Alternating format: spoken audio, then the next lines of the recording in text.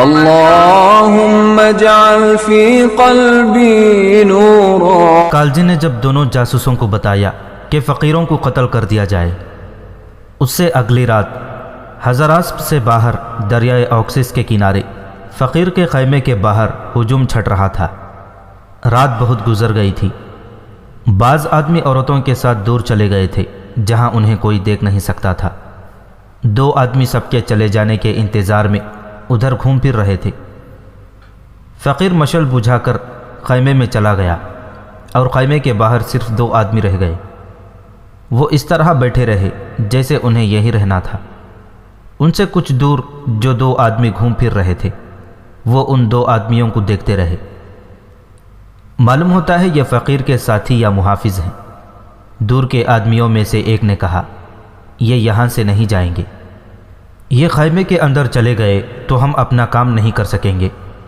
دوسرے نے کہا، ایک طریقہ آزماتے ہیں۔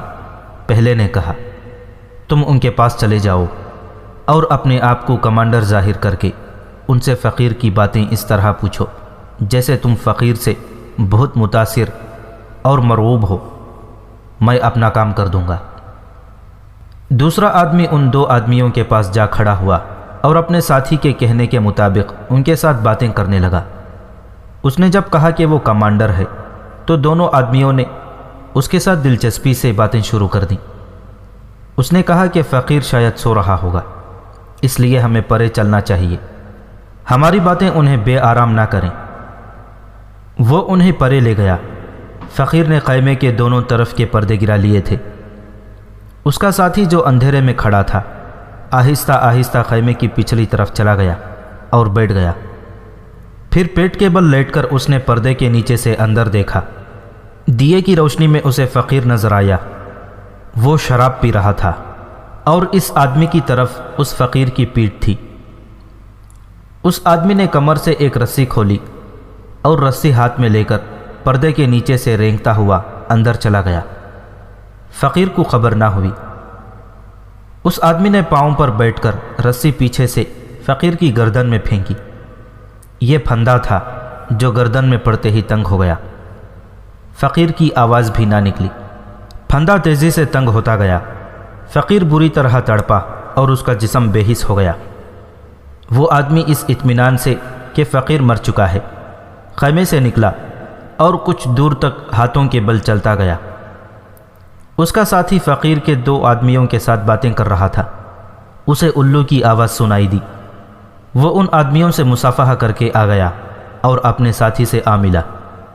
پھر دونوں اندھیرے میں غائب ہو گئے۔ بخارا وہاں سے بہت دور تھا۔ یہ آدمی اسی رات وہاں نہیں پہنچ سکتے تھے۔ وہاں کے فقیر کو قتل کرنا اتنا آسان نہیں تھا کیونکہ اس کے ساتھ چند ایک آدمی بھی رہتے تھے۔ یہ دونوں آدمی اسی وقت گھوڑوں پر بخارا کی سمت روانہ ہو گئے۔ ان کی رفتار بہت تیز تھی۔ وہ دریا کے کنارے کنارے جا رہے تھے۔ ایک جگہ دریا کا پاٹ بہت چوڑا تھا جہاں دریا کی گہرائی کم ہونی چاہیے تھی۔ انہوں نے وہیں گھوڑے ڈال دیے تھے۔ بعض جگہوں پر گہرائی اتنی زیادہ تھی کہ گھوڑوں کو تیرنا پڑا۔ ان کے سامنے 200 میل کی مسافت تھی۔ دوسرے دن ہزاراسپ میں اس خبر نے سنسنی پھیلا دی کہ فقیر مر گیا ہے۔ یہ خبر بھی پھیل گئی کہ وہ مرا نہیں، اسے مارا گیا ہے۔ شہروں کے لوگ اور فوجی دریا کے کنارے جمع ہو گئے۔ وہاں یہ خبر آگ کی طرح پھیل گئی کہ فقیر کو غزنی والوں نے قتل کیا ہے اور قاتلوں نے قرآن پاک کی بھی توہین کی ہے۔ اس خبر کو اس لیے سچ مان لیا گیا کہ فقیر غزنی کے خلاف باتیں کیا کرتا تھا۔ اس خبر نے چھاؤنی کو جیسے آگ لگا دی ہو۔ فرنگی تخریب کاروں اور شرپسندوں کے خفیہ گروہ نے دہشت ناک باتیں مشہور کر دیں۔ ہر طرف خوف چھا گیا کہ فقیر جس تباہی کی پیشن گوئی کیا کرتا تھا وہ اب آئی کہ آئی۔ فوج کے کمانڈر بھی ڈرے ہوئے اور غزنی کے خلاف بھڑکے ہوئے تھے۔ فقیر کے قاتلوں نے 200 میل کی مسافت گھوڑوں کو تھوڑی تھوڑی دیر آرام دے کر اور سرپٹ رفتار پر تیسرے روز اس وقت تک طے کر لی جب سورج غروب ہو رہا تھا۔ ان میں سے ایک شہر میں گیا اور اپنے ساتھیوں سے ملا جو کسی نہ کسی بحروپ میں شہر میں رہتے اور ایوان امارت کی سرگرمیوں کی اطلاعیں لیتے رہتے تھے۔ ان میں سے 2 آ گئے، انہیں بتایا گیا کہ کیا کرنا ہے۔ اکیلے فقیر کا قتل آسان ہے، ایک نے کہا۔ یہاں ایک گروہ ہے، فقیر کو ہم نے دیکھا ہے، رات خیمے میں اکیلا ہوتا ہے، لیکن دوسروں کے خیمے اس کے ساتھ لگے ہوئے ہیں۔ مشکل یہی ہے تاکہ دوسرے جاگ اٹھیں تو ہم پکڑے یا مارے نہ جائیں، ایک نے کہا۔ اپنے حلف کو یاد کرو جو غزنی سے روانہ ہونے سے پہلے ہم سے لیا گیا تھا۔ ہمیں جانیں قربان کرنی ہے۔ اگر ہم سلطان کو دھوکہ دینا چاہیں تو دے سکتے ہیں، لیکن ہم خدا کو دھوکہ تو نہیں دے سکتے۔ یہ فقیر قرآن پاک ہاتھ میں لے کر مسلمانوں کو ایک دوسرے کا دشمن بنا رہا ہے۔ تم دیکھ چکے ہو کہ اس فتنے کے پیچھے فرنگیوں کا ہاتھ ہے، اور جو کچھ ہو رہا ہے اسلام کے خلاف اور اسلام کی تباہی کے لیے ہو رہا ہے۔ یہاں امیر الپستگین خوارزم شاہی کے لالچ میں قرآن پاک کی توہین کر رہا ہے۔ ہمیں اپنے مذہب اور مقدس کتاب کی عظمت اور ناموس پر قربان ہونا ہے۔ چاروں نے گھوڑے دریا کے قریب جنگل میں باندھے اور رات اس وقت فقیر کے خیمے کی طرف گئے جب لوگ وہاں سے جا رہے تھے۔ وہ لوگوں میں گھومتے پھرتے رہے حتیٰ کہ آخری آدمی بھی وہاں سے چلا گیا۔ اب وہاں تاریک گوشوں میں عورتوں کی سرگرمیاں شروع ہو گئی تھیں۔ آدھی رات کے بعد خیموں کے اندر خاموشی طاری ہو گئی۔ چاروں اس خیمے کی طرف بڑھے جس میں فقیر سوتا تھا۔ پردے گرے ہوئے تھے اور اندر روشنی تھی۔ ان میں سے ایک کی ٹھوکر کسی چیز سے لگی۔ یہ چھوٹا سا مٹکا تھا۔ اس آدمی نے بو سے پہچان لیا کہ اس میں مشعلوں اور دیوں کا تیل ہے۔ اس نے مٹکا اٹھا لیا۔ 2 آدمی فقیر کے خیمے کے پردے کے ساتھ بیٹھ گئے۔ ان کے ہاتھوں میں بڑے خنجر تھے۔ پردہ ذرا ہٹا کر دیکھا۔ فقیر نیم برہنہ تھا اور اس کے پاس ایک نیم برہنہ جوان لڑکی تھی۔ فقیر شراب کے نشے میں بدمست ہوا جا رہا تھا۔ دونوں آدمیوں نے پردوں کی رسی کھینچی اور اندر چلے گئے۔ فقیر اور لڑکی نے ادھر دیکھا، مگر ان کے منہ سے کوئی آواز نکلنے سے پہلے ہی ایک آدمی نے لڑکی کے منہ پر، دوسرے نے فقیر کے منہ پر ہاتھ رکھ کر دونوں کو گرا دیا اور ہاتھ دبائے رکھے۔ لڑکی ایسے تنومند مر کے آگے کچھ بھی نہیں تھی اور فقیر کی طاقت شراب نے سلب کر رکھی تھی۔ خنجر دونوں کے دلوں میں اتر گئے۔ 2 وار دل کے مقام پر کیے گئے اور دونوں جلدی ہی ختم ہو گئے۔ ان کے 2 ساتھی باہر کھڑے تھے۔ ان میں سے ایک کے پاس تیل کا چھوٹا سا مٹکا تھا۔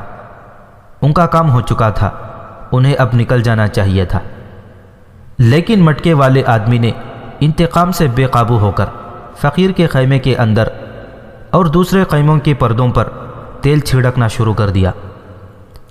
اندر والے اتنی گہری نیند سوئے ہوئے تھے کہ انہیں پتہ نہ چل سکا۔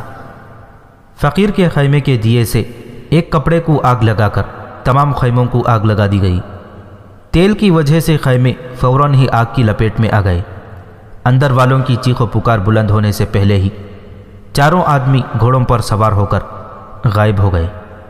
کاہ کالجی کو جلدی ہی اطلاع دے دی گئی کہ دونوں فقیروں کا کام کر دیا گیا ہے، مگر بخارا میں جو دستے مقیم تھے ان کا رد عمل تخریبی تھا۔ وہاں بھی یہی پروپیگنڈا کیا گیا کہ یہ غزنی والوں کی کارستانی ہے۔ فوج غزنی اور سلطان محمود کے خلاف بھڑک اٹھی۔ سلطان محمود کو اطلاعیں 2-3 دنوں کے وقفے سے ملی۔ پہلی اطلاع اسے وہی ملی جو کاہ کالجی کے ملازم نے اسے تفصیل سے سنائی تھی۔ اسی تفصیل سے سلطان محمود کو سنائی گئی۔ دوسری اطلاع یہ ملی کہ کاہ کالجی کے حکم سے دونوں فقیروں کو قتل کر دیا گیا ہے۔ سلطان سوچ ہی رہا تھا کہ اسے کیا کرنا چاہیے کہ جرجانیہ سے کالجی کا بھیجا ہوا ایک اور آدمی غزنی پہنچا۔ اس نے سلطان محمود کو بتایا کہ ابوالعباس کے صوبہ بخارا کے امیر الپستگین نے فرنگیوں کی پشت پناہی سے بغاوت کی تیاری مکمل کر لی ہے، اور 2 سپہ سالاروں ابوالاسحاق اور قمرتاش نے بخارا اور ہزاراسپ کے دستوں کو ابوالعباس کے خلاف متنفر کر دیا ہے۔ ابوالعباس کی حمایت میں وہی فوج ہے جو اس کے دارالحکومت جرجانیہ میں ہے، مگر ان چند ایک دستوں کا بھی کوئی بھروسہ نہیں۔ سلطان محمود نے اسی وقت ابوالعباس کے نام پیغام لکھوایا، جس کے الفاظ مورخوں کے مطابق کچھ اس طرح کے ہیں: میرا خیال ہے کہ آپ اپنے ملک کی اس صورتحال کو نہیں سنبھال سکیں گے۔ آپ نو عمر اور نا تجربے کار ہیں۔ بیشتر اس کے کہ آپ کا تختہ الٹ دیا جائے یا آپ باقیوں کے ہاتھوں قتل ہو جائیں۔ مجھے آپ کی مدد کو پہنچ جانا چاہیے، لیکن یہ اسی صورت میں ممکن ہو سکتا ہے کہ آپ خود مختار اور آزاد رہتے ہوئے سلطنت غزنی کی اطاعت قبول کر لیں اور خطبے میں میرا نام شامل کر دیں۔ میں آپ کی آزادی برقرار رکھوں گا۔ اس سے آپ کو ہی فائدہ پہنچے گا کہ آپ کو میری مدد حاصل ہوگی، اور میں اپنی فوج کے بہترین دستے آپ کے دارالحکومت میں آپ کی خوارزم شاہی کی حفاظت کے لیے رکھ سکوں گا۔ میں آپ کو خبردار کرتا ہوں کہ آپ کو اگر مشورہ لینے کی ضرورت ہو تو اپنے وزیر ابو الحارث سے مشورہ لیجئے۔ اگر آپ نے اپنے امیر الپستگین سے اور اپنے سالاروں سے مشورہ لیا تو آپ کو گمراہ کیا جائے گا۔ آپ اس قدر ناتجربے کار ہیں کہ آپ کو یہ بھی معلوم نہیں کہ آپ کے ارد گرد کیا ہو رہا ہے، اور مجھے سینکڑوں میل دور غزنی میں یہ پتہ چل گیا ہے کہ آپ تنہا رہ گئے ہیں۔ میں امید رکھوں گا کہ آپ سوچنے میں زیادہ وقت صرف نہیں کریں گے۔ مشہور مورخ بہیقی نے لکھا ہے کہ خوارزم شاہ ابو العباس کو جب یہ پیغام ملا تو اس نے اپنے وزیر اور مشیروں کا اجلاس بلایا، جس میں الپستگین، سالار ابو الاسحاق اور سالار خمرتاش بھی تھے۔ ابو العباس نے سلطان محمود کی اطاعت قبول کرنے کی حمایت کی۔ اس نے پیغام کسی کو نہ دکھایا۔ اجلاس میں صرف یہ مسئلہ پیش کیا کہ سلطان محمود نے اس کی اطاعت قبول کرنے اور خطبے میں اس کا نام شامل کرنے کو کہا ہے۔ اجلاس میں سب نے اس کی مخالفت کی۔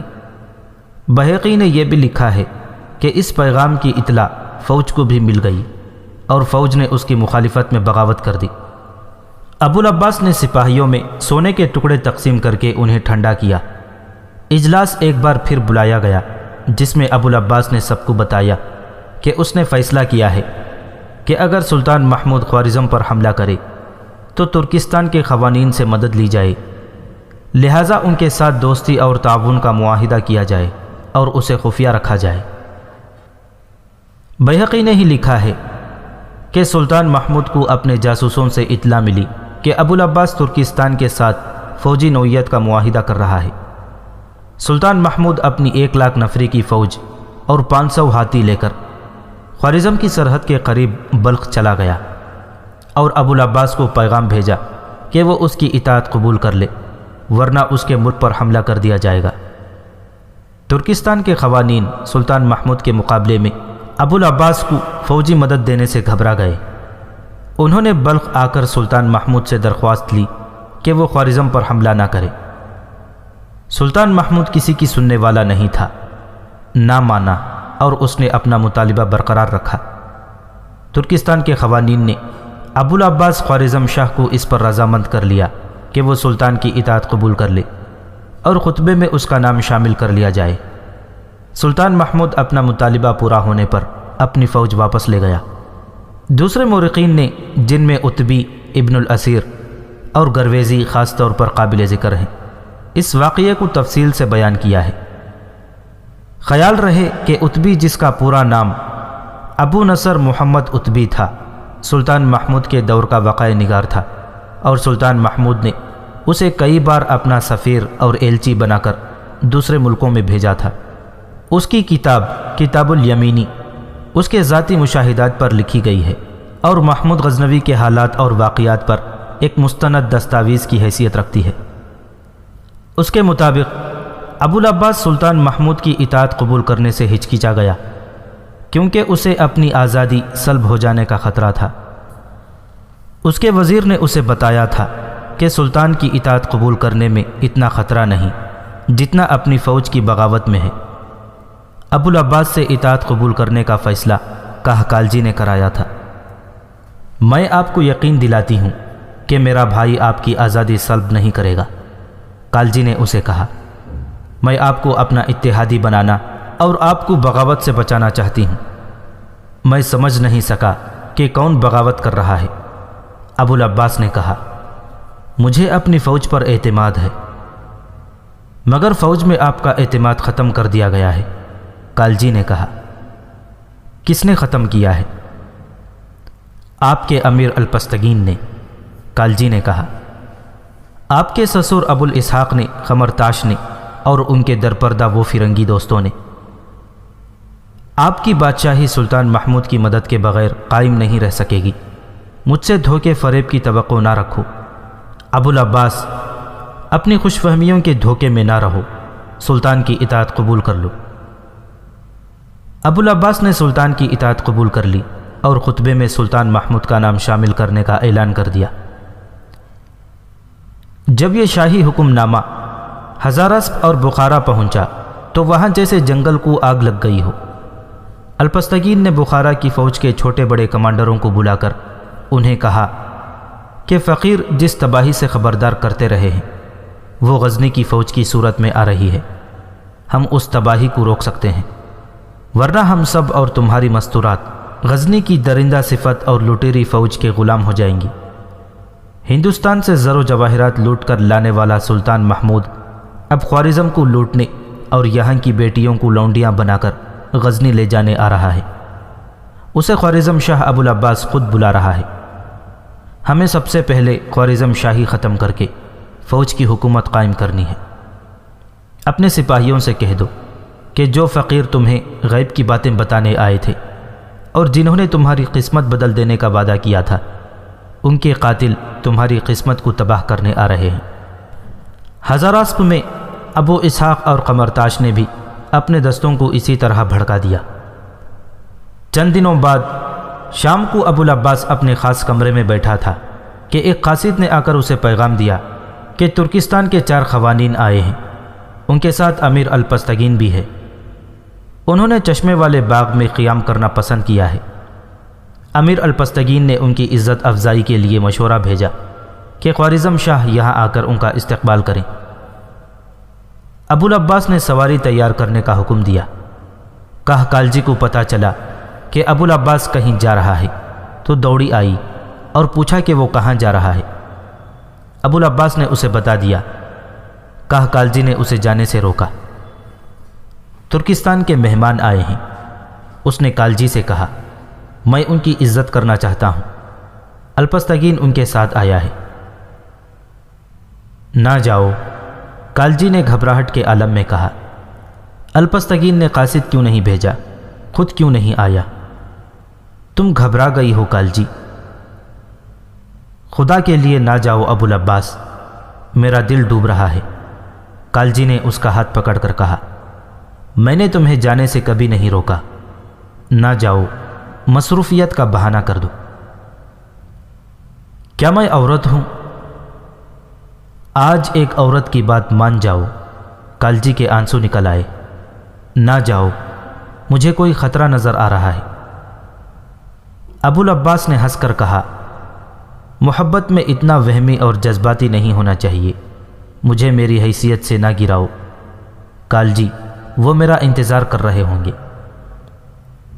کہا کالجی بہت ہی جذباتی ہو گئی تھی، یہاں تک کہ ابو العباس باہر نکلا تو وہ اس کے پیچھے دوڑی، مگر ابو العباس کی بھگی محافظوں کے جلوں میں جا چکی تھی۔ کالجی کی جذباتی حالت ایسی کبھی نہیں ہوئی تھی۔ اس کا ملازم اور خادمہ اسے بہلانے لگے، لیکن اس کی گھبراہٹ اور بے چینی بڑھتی گئی۔ زیادہ دیر نہیں گزری تھی کہ محل کے ارد گرد بہت سے گھوڑے دوڑنے کی آوازیں اور نعرے سنائی دینے لگے۔ کالجی اس امید پر دوڑی باہر گئی کہ ابو العباس آ گیا ہے، مگر یہ فوجی سوار تھے جو محل کو گھیرے میں لے رہے تھے اور وہ نعرے لگا رہے تھے، زن مرید خوارزم شاہ کو ختم کر دیا گیا ہے، غزنی کا غلام جہنم واصل ہو گیا، خوارزم شاہ الپستگین زندہ باد۔ کہا کالجی کا دماغ چکرا گیا۔ وہ اپنے کمرے میں چلی گئی۔ ذرا سی دیر میں محل میں اودھم بپا ہو گیا۔ سب سے پہلے ابو العباس کے وزیر ابو الحارث کو قتل کیا گیا۔ مشیروں کو باہر نکال کر ان کے سر تن سے جدا کر دیے گئے۔ محل کے اندر اور باہر ہزاراسپ اور بخارا کے فوجی دستے پھیل گئے۔ الپستگین کے حکم سے لوٹ مار نہ ہوئی۔ ابو العباس کے حامیوں کو پکڑا جا رہا تھا اور انہیں باہر لے جا کر قتل کیا جا رہا تھا۔ جرجانیہ میں جو دستے تھے ان میں سے 2 نے مزاحمت کی کوشش کی، لیکن ان کی نفری اتنی تھوڑی تھی کہ ان سے فوراً ہی ہتھیار ڈلوا لیے گئے۔ انہیں مزاحمت کا حکم دینے والے ایک نائب سالار اور اس کے ماتحت کمانڈروں کو قتل کر دیا گیا۔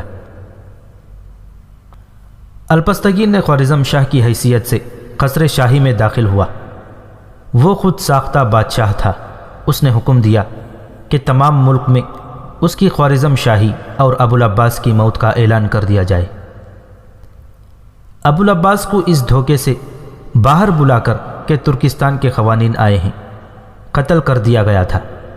بغاوت بہت جلدی کامیاب ہو گئی۔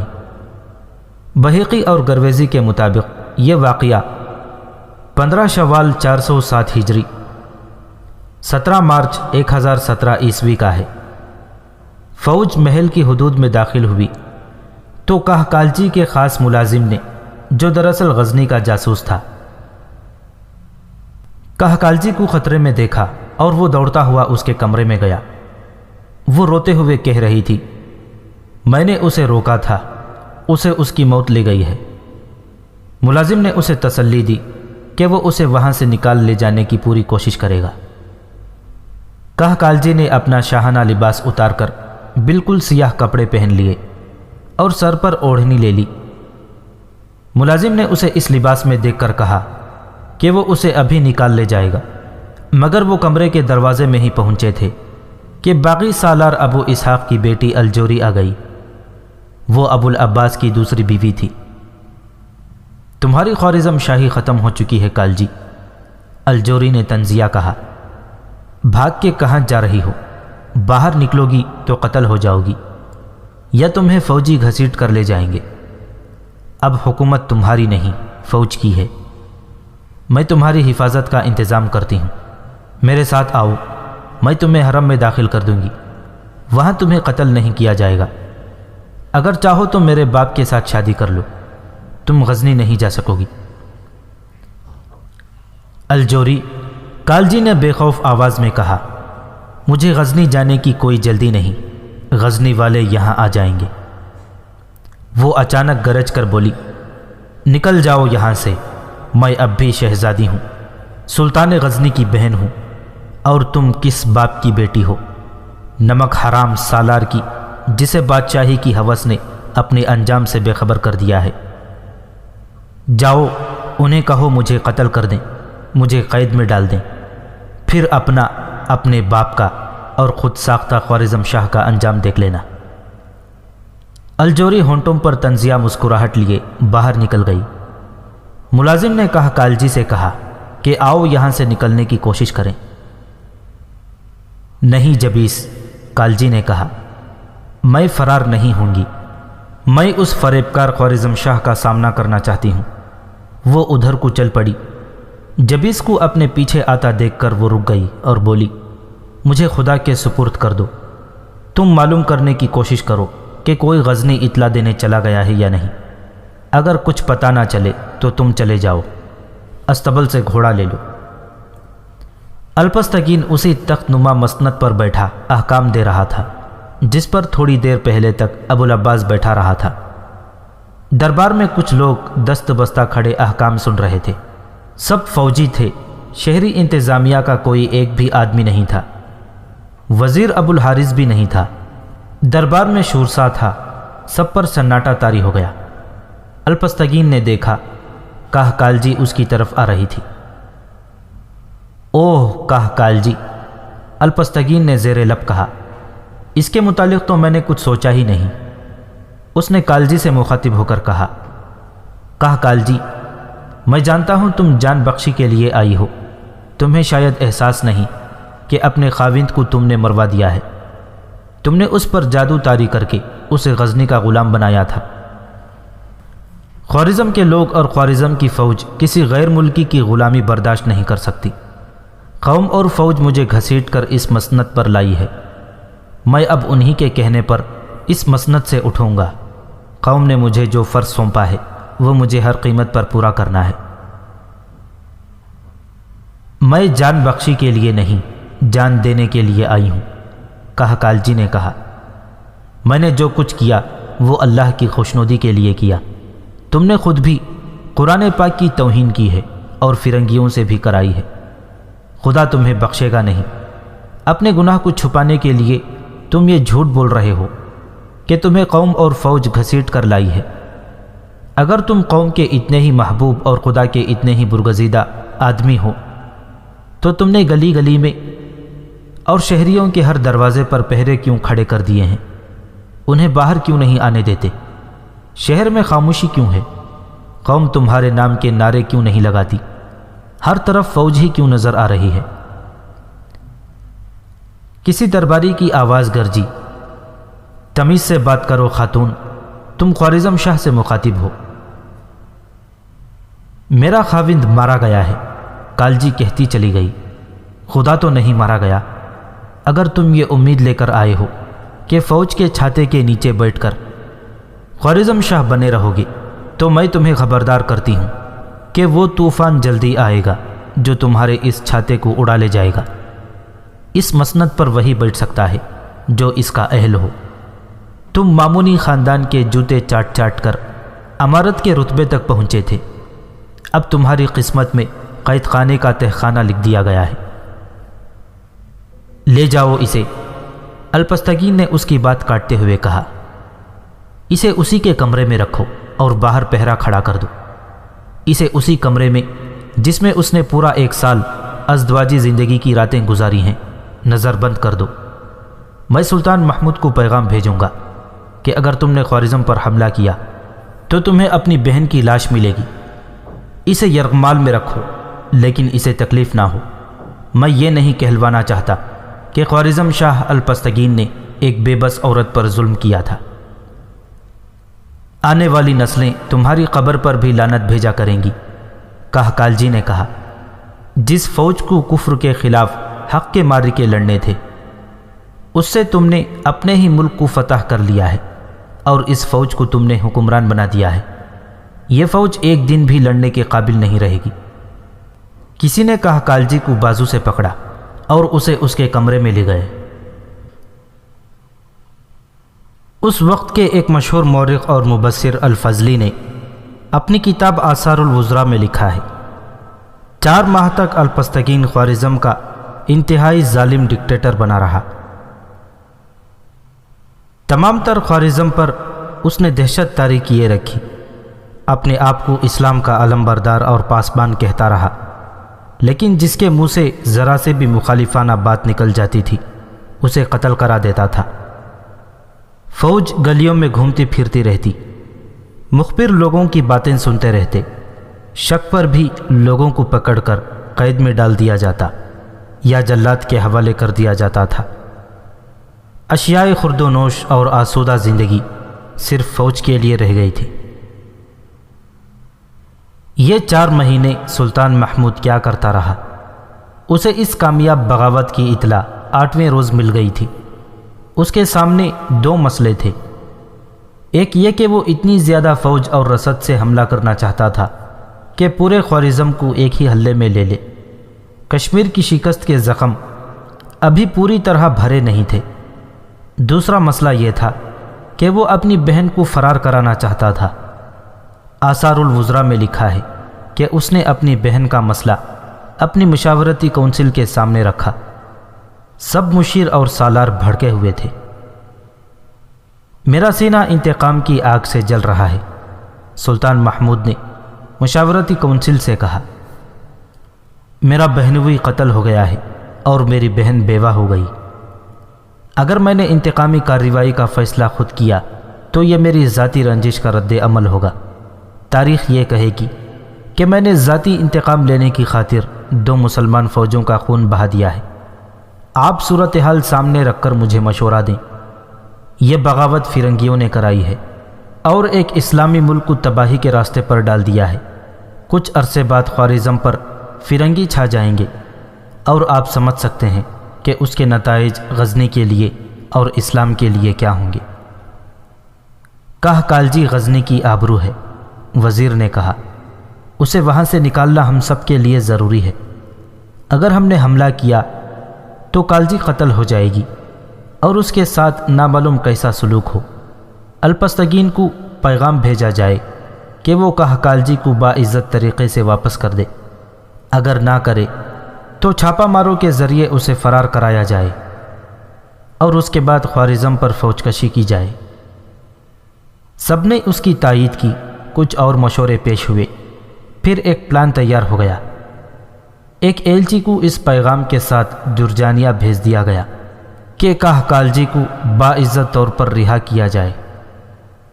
غزنی اور جرجانیہ کے درمیان 700 میل کا فاصلہ تھا، جس میں آدھا علاقہ پہاڑی تھا اور باقی ریگستان جو صحرائے غز کہلاتا ہے۔ قاصد کو جاتے اور واپس آتے 1 مہینہ لگ گیا۔ وہ کالجی کی رہائی کے پیغام کا یہ جواب لایا کہ الپستگین کو خوارزم شاہ تسلیم کر لیا جائے اور اس کے ساتھ جنگ نہ کرنے کا معاہدہ کیا جائے۔ الپستگین نے ایلچی کو وہ کمرہ دکھا دیا تھا جس میں کہکالجی کو رکھا گیا تھا۔ اس کے حکم پر دروازہ کھول کر اسے دکھایا گیا تھا کہ کالجی کو قید خانے میں نہیں بلکہ اس کے اپنے کمرے میں رکھا ہوا ہے۔ یہ اطلاع ان چھاپا ماروں کے کام آئی جنہیں یہ خطرناک کام سونپا گیا کہ وہ کالجی کو وہاں سے فرار کرائیں۔ کالجی کا ملازم جبیس غزنی آ گیا تھا۔ وہ اس کمرے اور اس کے گرد و پیش سے اچھی طرح واقف تھا۔ 4 چھاپا ماروں کو منتخب کیا گیا، 5واں جبیس تھا۔ 5 غیر معمولی رفتار سے جرجانیہ پہنچ گئے۔ ان کے پاس ایک گھوڑا فالتو تھا۔ انہوں نے ایک سرائے میں قیام کیا۔ ان میں سے ایک کو جبیس نے ساتھ لیا اور اسے محل کے باہر تک لے گیا۔ شہر میں انہوں نے فوجیوں کو گھومتے پھرتے دیکھا۔ اس سے اگلے روز وہ سرائے سے نکلے تو انہوں نے خوارزم کی فوج کا لباس پہن رکھا تھا اور ان کے ہاتھوں میں جو نیزے تھے ان پر خوارزم کے جھنڈے کے رنگوں والے کپڑے کی جھنڈیاں بندھی ہوئی تھیں۔ یہ وہاں کے سوار دستوں کا امتیازی نشان تھا۔ وہ رسالے کے سواروں کی طرح گردنیں تانے اور سینے پھیلائے ہوئے جا رہے تھے۔ گھوڑوں کی چال بتاتی تھی کہ یہ فوج کے سدھائے ہوئے گھوڑے ہیں۔ شہر میں انہیں کئی جگہ فوجی ملے جن میں بعض سوار بھی تھے۔ ان 5 نے انہیں مسکرا کر انہی کی زبان اور انہی کے لہجے میں سلام کیا۔ شہری فوج سے اتنے ڈرے ہوئے تھے کہ انہیں دیکھ کر پرے ہٹ جاتے اور سلام کرتے تھے۔ وہ خوارزم کی فوج کا لباس اور نیزوں کی جھنڈیاں اپنے ساتھ لائے تھے اور ان کے گھوڑے فوج کے تھے۔ وہ خود بھی فوجی تھے، اس لیے انہیں اداکاری نہ کرنی پڑی۔ جبیس کی رہنمائی میں وہ محل کے صدر دروازے تک پہنچے۔ وہ بہت بڑا خطرہ مول لے رہے تھے۔ پکڑے جانے کی صورت میں انہیں معلوم تھا کہ انہیں کیسی سزا ملے گی۔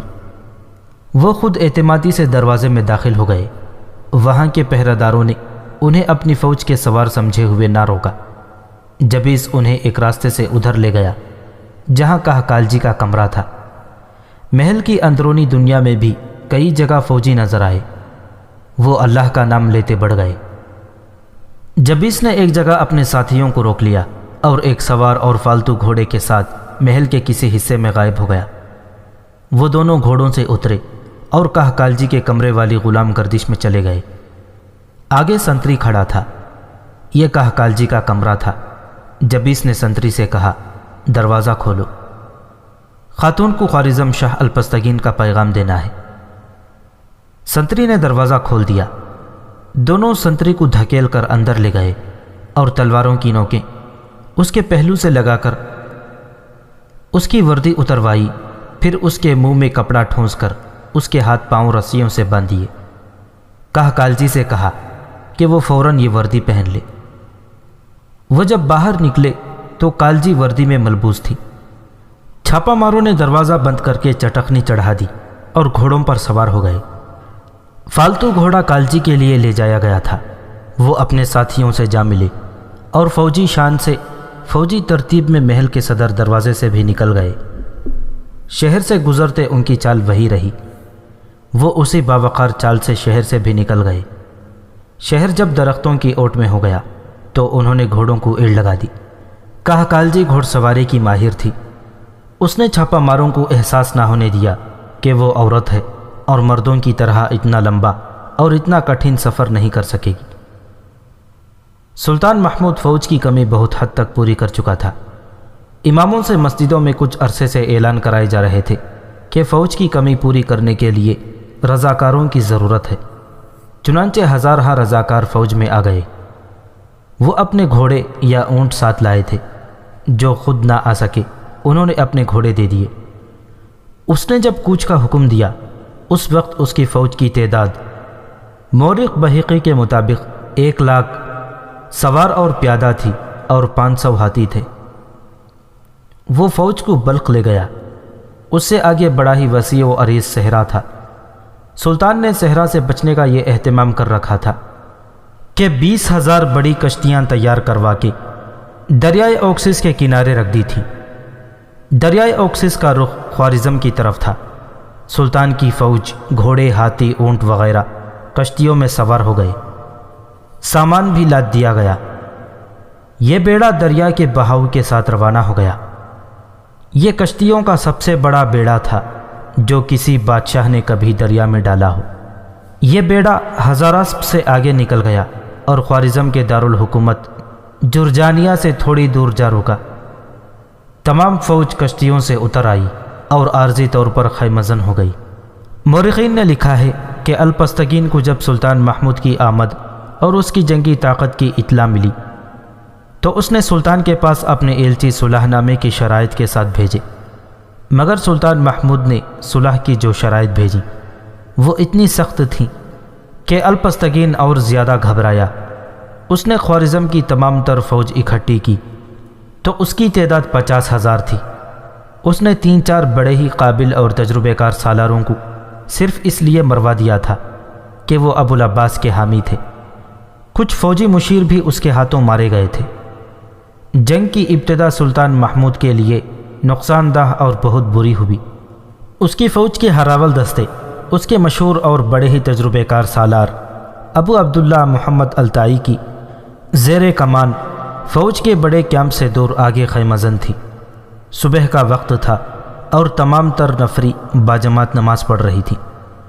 خوارزم کے سالار خمرتاش کے دستے قریب ہی تیار کھڑے تھے۔ شاید خمرتاش کو معلوم تھا کہ سلطان محمود کے حکم کے مطابق خیمہ گاہ میں فوج باجماعت نماز پڑھا کرتی ہے۔ اس نے یہی موقع موزوں سمجھا اور سوار دستوں پر حملہ کر دیا۔ ابو عبداللہ محمد الطائی، جس کا تاریخوں میں احترام اور اہمیت سے ذکر آتا ہے، انتہائی مشکل حالات میں معرکے لڑانے والا اور جیتنے والا سالار تھا۔ میدان جنگ میں جنگی چالوں اور اعلیٰ قیادت کے لحاظ سے سلطان محمود کا ہم پلہ تھا، مگر اس پر نماز کی حالت میں حملہ ہوا۔ دستے نہتے تھے اور ایک جگہ جمع تھے۔ انہیں ہتھیار اٹھانے کی مہلت نہ ملی اور سلطان محمود کی فوج کے بہترین دستے مارے گئے۔ سالار الطائی اپنے چند ایک کمانڈروں اور سپاہیوں کے ساتھ بچ نکلا۔ سلطان محمود کو اطلاع ملی تو اس نے قلب کے باڈی گارڈز کو خمرتاش کے دستوں کی تعاقب میں بھیج دیا۔ اطلاع یہ ملی تھی کہ خمرتاش محمد الطائی کے دستوں کو کچلتا ہوا نکل گیا ہے۔ باڈی گارڈز کا دستہ فوج کے چنے ہوئے سپاہیوں کا دستہ تھا۔ گھوڑے بھی چنے ہوئے تھے۔ خمرتاش دور نہیں گیا تھا۔ اس کے اور اس کے دستوں کے حوصلے بلند ہو گئے تھے۔ وہ پہلے حملے کی کامیابی پر خوش ہو رہے تھے اور ذرا آرام کے لیے رک گئے تھے۔ یہ ریگستان تھا۔ انہیں گرد کے بادل اٹھتے دکھائی دیے۔ خمرتاش نے گرد سے اندازہ لگایا کہ غزنی کے بہت سے دستے جوابی حملے کے لیے آ رہے ہیں۔ اس نے حملہ روکنے کی تیاری کا حکم دیا۔ سوار گھوڑوں پر سوار ہو گئے۔ سلطان کے باڈی گارڈز کا دستہ گھیرے میں لینے کی ترتیب میں ہو گیا۔ خمرتاش کے سواروں نے گھیرے سے نکلنے کی کوشش کی مگر کامیاب نہ ہو سکے۔ دوڑتے گھوڑوں کی اڑائی ہوئی گرد سے انہیں سلطان محمود کے حملے آوروں کی صحیح نفری کا پتہ نہیں چل رہا تھا۔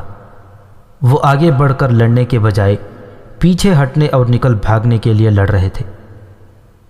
اس معرکے کا فیصلہ بہت جلدی ہو گیا۔ خمرتاش پکڑا گیا اور اس کے دستے کو بہت بری شکست ہوئی۔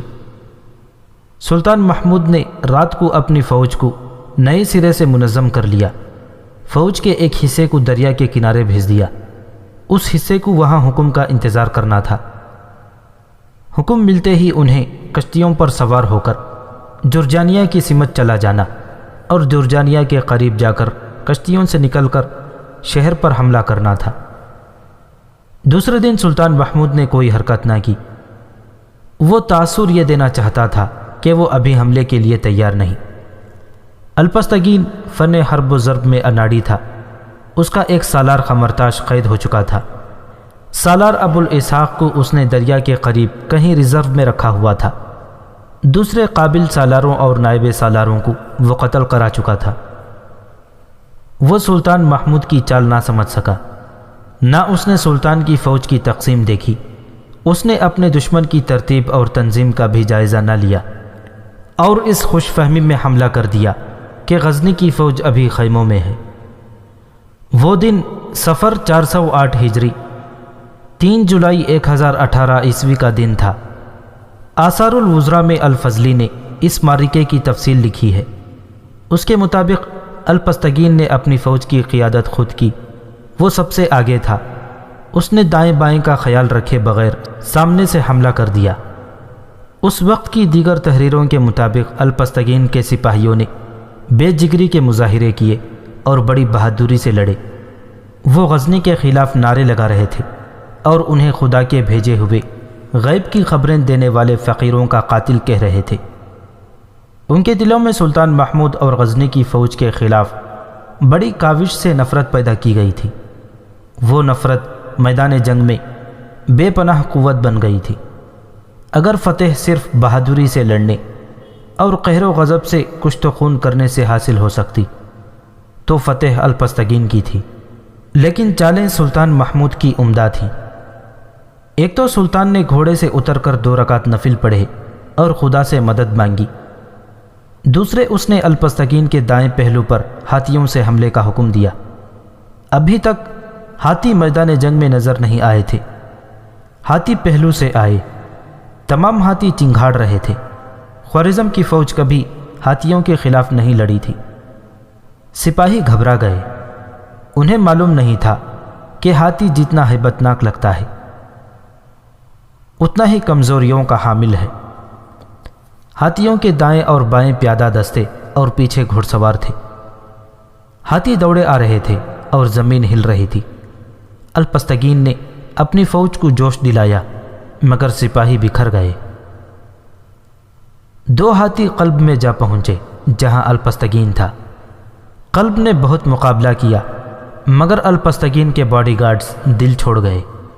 شام تک معرکے کا فیصلہ ہو گیا۔ الپستگین بھاگ نکلا، لیکن اسے پکڑ لیا گیا۔ جرجانیہ دارالحکومت تھا، اس پر قبضہ لازمی تھا۔ سلطان محمود نے فوج کے اس حصے کو جسے اس نے دریا کے کنارے بھیج رکھا تھا، کشتیوں میں سوار ہو کر جرجانیہ کی طرف جانے کا حکم بھیج دیا۔ یہ فوج جن کشتیوں میں سوار ہوئی اس کی تعداد کم و بیش 4000 تھی۔ کشتیاں جب جرجانیہ کے قریب پہنچی تو سامنے سے تقریباً 3000 کشتیاں آ رہی تھیں۔ صبح طلوع ہو رہی تھی۔ یہ الپستگین کے سالار ابو اسحاق کی فوج تھی، جسے الپستگین نے ریزرو میں رکھا ہوا تھا، مگر اسے آگے بلانے کی مہلت نہ ملی۔ ابو الاسحاق نے اپنے طور پر دیکھ لیا تھا کہ غزنی کی کچھ فوج دریا کے کنارے حکم کا انتظار کر رہی ہے۔ وہ اس چال کو سمجھ گیا۔ اس نے اپنی فوج کو کشتیوں میں سوار کیا اور جرجانیہ سے آگے آ گیا۔ سلطان محمود کی کشتیاں آگے بڑھیں تو دیکھا کہ دشمن دریائی جنگ کے لیے تیار ہے۔ دونوں فوجیں دریا میں ٹکرا گئیں۔ کشتیاں قریب کر کے سپاہی ایک دوسرے کی کشتیوں میں کود کر دست بدست معرکے لڑ رہے تھے۔ کشتیاں ایک دوسری سے ٹکرا رہی تھیں، الٹ بھی رہی تھیں۔ دریا سرخ ہوتا جا رہا تھا۔ سلطان محمود کو تیز رفتار قاصد نے اطلاع دی کہ دریا میں لڑائی ہو رہی ہے۔ فاصلہ میلوں کا تھا، پیادہ دستے اتنی جلدی نہیں پہنچ سکتے تھے۔ سلطان نے گھڑ سوار اور شتر سوار دستوں کو بھیج دیا اور خود اس کے پیچھے گیا۔ یہ دستے جب دریا کے کنارے پہنچے تو دریا میں دور دور تک دونوں فریقوں کی کشتیاں ایک دوسری سے گڈمٹ تھیں۔ شتر سواروں نے دریا کے کنارے سے کشتیاں پہچان پہچان کر تیر چلائے۔ بعض گھڑ سواروں نے یہاں تک شجاعت کا مظاہرہ کیا کہ گھوڑے دریا میں ڈال دیے، لیکن زیادہ گہرے پانی میں نہ گئے۔ سلطان محمود نے آ کر صورتحال دیکھی تو اس نے گھڑ سواروں کو دریا سے نکل آنے کا حکم دیا۔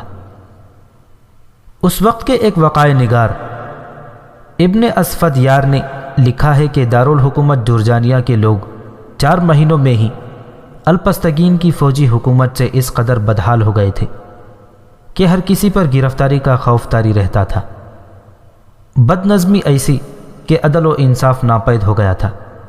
سپاہی کی بات حکم کی حیثیت رکھتی تھی۔ ان لوگوں کو پتہ چلا کہ دریا میں غزنی اور خوارزم کی فوج کی لڑائی ہو رہی ہے، اور پھر صحرا کی لڑائی سے بھاگے ہوئے سپاہیوں سے پتہ چلا کہ الپستگین اور خمرتاش پکڑے گئے ہیں، تو شہر کے لوگ نیزے، بھالے، تلواریں اور جو ہتھیار ہاتھ لگا اٹھا کر گھروں سے نکل آئے اور اس فوج پر ٹوٹ پڑے جو شہر اور محل کے دفاع کے لیے وہاں موجود تھی۔ دریا کی یہ سب سے بڑی لڑائی سورج غروب ہونے سے کچھ دیر پہلے اس طرح ختم ہوئی کہ خوارزم کے سالار ابو الاسحاق کو خود دریا کے کنارے پر کہیں اپنے دستوں کو احکام دے رہا تھا، شہر کے لوگوں کی بغاوت کی اطلاع ملی تو وہاں سے فرار ہو گیا۔ بعد میں اس کے اپنے سپاہیوں نے اسے پکڑ کر غزنی کی فوج کے حوالے کر دیا تھا۔ لوگ فوج کے خلاف اس قدر بھڑکے ہوئے تھے کہ ان میں سے بعض دریا پر جا پہنچے اور غزنی کی فوج کی مدد کی۔ سب سے زیادہ بھڑکا ہوا تو سلطان محمود تھا۔ ابن اسفندیار اور بہیقی لکھتے ہیں کہ سلطان دریا کے کنارے گھوڑا دوڑاتا اور تیر اندازوں کو حکم دیتا تھا۔ اس کے منہ سے جھاگ پھوٹ رہی تھی۔ رات بھر غزنی کی فوج قیدیوں کو پکڑتی اور اپنی لاشوں اور زخمیوں کو سنبھالتی رہی۔ سلطان بھی رات بھر جاگتا رہا۔ اس کے پاس خوارزم کے ایسے شہری اور فوجی حکام آ گئے تھے جنہوں نے ان افراد کی نشاندہی کی جو ابو العباس کے قتل میں شامل تھے اور جنہوں نے اس کا تختہ الٹنے میں کوئی نہ کوئی کردار ادا کیا تھا۔ رات سے ہی پکڑ دھکڑ شروع ہو گئی۔ اگلے روز الپستگین سالار ابو الاسحاق اور سالار خمرتاش کو سلطان کے سامنے پیش کیا گیا۔ اس دور کے 3 مبصروں اور تاریخ نویسیوں نے، بہیقی، اتبی اور گرویزی نے، ان سزاؤں کو جو ان تینوں کو اور ان کے معاونین اور مشیروں کو سلطان نے دی تفصیل سے لکھی ہے۔ وہ لکھتے ہیں کہ سلطان محمود کو اتنے قہر اور غضب میں کبھی نہیں دیکھا گیا تھا۔ اس نے ان لوگوں کو جو سزائیں دیں ان کے تصور سے سلطان خود بھی کانپ اٹھا تھا۔ وہ ظالم اور جبار سلطان نہیں تھا، لیکن وہ اپنے قابو میں نہیں رہا تھا۔ تم تینوں صرف ابو العباس کے قاتل نہیں ہو، سلطان محمود نے ان تینوں سے کہا۔ وہ بولتا تھا تو اس کے منہ سے تھوک کے چھینٹے اڑتے تھے۔ یہ غصے کی انتہا تھی۔ اس کے ہاتھ بھی غصے سے کانپ رہے تھے۔ اس نے کہا، تم ان ہزاروں آدمیوں کے قاتل ہو جو 2 فوجوں کی لڑائی میں دونوں طرف سے مارے گئے ہیں۔ اپنی فوج کے جانی نقصان کا حساب کرو۔ یہ فوج نہ تمہاری ہے نہ میری، یہ اسلام کی فوج تھی۔ یہ اللہ کے سپاہی تھے جنہیں تم نے اپنے سروں پر سجانے کے لیے ایک دوسرے کا قاتل بنا دیا۔ سلطان محمود غصے سے اٹھ کھڑا ہوا اور گرج کر بولا، تم نے وہ خون دیکھا ہے جو صحرا نے چوس لیا ہے، تم نے وہ خون دیکھا ہے جو دریا میں بہہ گیا ہے، تم نے صحرا میں تڑپ تڑپ کر مرتے زخمیوں کو دیکھا ہے، فرنگیوں کی امداد سے تخت پر بیٹھنے والوں، حق کی بات کرنے والوں کی گردنیں کاٹنے والوں، ہاتھ میں قرآن لے کر لوگوں کو فریب دینے والوں، اپنے آپ کو سچا مسلمان کہہ کر سچے مسلمانوں کا خون بہانے والوں۔ تم خدا کی موجودگی کو بھول گئے تھے۔ تم بھول گئے تھے کہ خدا اپنے مظلوم بندوں کی فریادیں سنتا ہے۔ تم نے اپنی قوم کی قسمت یہودیوں اور عیسائیوں کے ہاتھوں میں دے دی۔ تمہاری عقل پر، تمہارے ایمان پر فرنگی عورت، زر و جواہرات، شراب اور حکومت کا طلسم طاری ہو گیا تھا۔ تم نے اپنا ایمان بیچا۔ ایمان فروشوں، میں بت شکن ہوں اور تم باطل کے بت ہو۔ میں تمہیں اسی طرح توڑ کر ریزہ ریزہ کروں گا جس طرح میں نے ہندوستان کے بت توڑے ہیں۔ تمہیں سرکاری خزانے سے اس لیے تنخواہیں اور روٹی ملتی رہی کہ اپنے ملک اور مذہب کی دفاع میں اپنی جانیں لڑا دو گے، مگر تم نے اپنے فرائض کو نظر انداز کر کے اپنے ہی ملک پر قبضہ کر لیا اور اپنے مذہب کی آڑ میں قوم کا جینا حرام کر دیا۔ انہیں باہر لے جاؤ اور انہیں کوڑے لگاؤ۔ شہر کی آبادی اس میدان میں امٹ کر آ گئی جہاں الپستگین، ابو اسحاق اور قمرتاش کو کوڑے لگائے جانے تھے۔ اب یہ 3 نہیں تھے۔ رات کو اور انہیں باہر میدان میں لانے تک ان کے بہت سے ساتھی پکڑے گئے تھے، وہ بھی میدان میں ان کے ساتھ کھڑے تھے۔ 4 کو آگے لا کر تنومند سپاہیوں سے انہیں کوڑے لگوائے گئے۔ ان کی چیخیں لوگوں کے نعروں میں دب گئیں۔ سلطان خود بھی وہیں تھا۔